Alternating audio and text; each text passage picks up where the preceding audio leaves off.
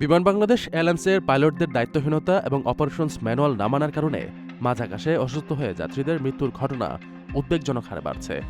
আন্তর্জাতিক বিমান নিরাপত্তা মান অনুযায়ী ফ্লাইটে কোনো যাত্রী গুরুতর অসুস্থ হলে নিকটস্থ বিমানবন্দরে জরুরি অবতরণ করা বাধ্যতামূলক হলেও প্রায় তা মানছেন না বৈমানিকরা।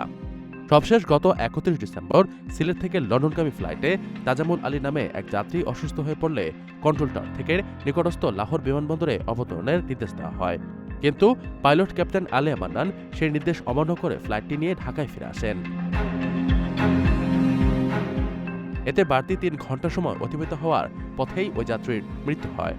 এ ঘটনায় গঠিত তদন্ত কমিটির প্রধান করা হয়েছে ক্যাপ্টেন এনামুল হককে, যার নিজের বিরুদ্ধেই ২০২৩ সালে একই ধরনের অবহেলার কারণে একজন রেমিটেন্স যোদ্ধার মৃত্যুর অভিযোগ রয়েছে। অভিযোগ আছে প্রভাবশালী আত্মীয়তার সুবাদে তিনি আগের যাত্রীর মৃত্যুর দায় থেকে অব্যাহতি পেয়েছিলেন। বিমানের অভ্যন্তরীণ নথিপত্র বিশ্লেষণ করে দেশের প্রথম সারির একটি গণমাধ্যম জানায়, এমন ঘটনা বিচ্ছিন্ন কোনো বিষয় নয়। ২০২৩ সালের ১৫ জানুয়ারি জেদ্দা থেকে ঢাকা ফ্লাইটে এক যাত্রী অসুস্থ হয়ে পড়লে দায়িত্বপ্রাপ্ত ক্যাপ্টেন ককপিট ছেড়ে বিশ্রামে চলে যান এবং চিকিৎসকদের পরামর্শ সত্ত্বেও জরুরি অবতরণ না করে সরাসরি ঢাকায় চলে আসেন। একই বছরের নভেম্বরে সিলেট থেকে লন্ডন ফ্লাইটে অসুস্থ যাত্রীকে নিয়ে নিকটস্থ কোথাও না নেমে দীর্ঘ ১১ ঘণ্টা পর হিথ্রোতে অবতরণ করেন পাইলট। উভয় ক্ষেত্রে ঢাকায় বা লন্ডনে পৌঁছানোর আগে যাত্রীদের মৃত্যু ঘটে। এভিয়েশন বিশেষজ্ঞরা মনে করছেন, এসব মৃত্যু সির্ফ দুর্ঘটনা নয়, বরং ধারাবাহিক অবহেলা এবং আন্তর্জাতিক নিরাপত্তার সুস্পষ্ট লঙ্ঘন।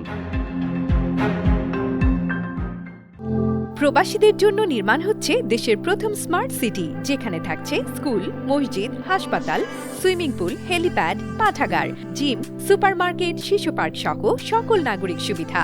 মাত্র ৩০ লাখ টাকা বিনিয়োগে মিলছে আকর্ষণীয় ফ্ল্যাট। প্লাটিনাম ইনভেস্টরদের জন্য ঢাকা বিমানবন্দরে ভিআইপি প্রোটোকল সুবিধা। বিস্তারিত জানতে যোগাযোগ করুন স্ক্রিনে দেয়া হোয়াটসঅ্যাপ অথবা ইমো নাম্বারে।